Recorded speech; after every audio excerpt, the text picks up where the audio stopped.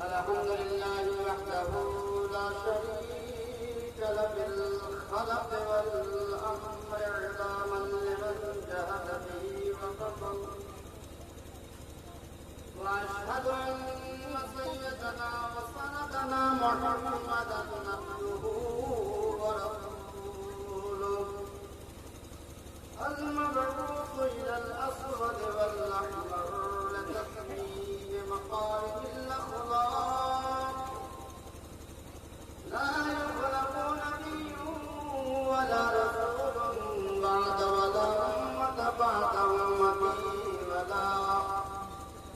شريعة بعد شريعته ولا كتاب بعد كتابه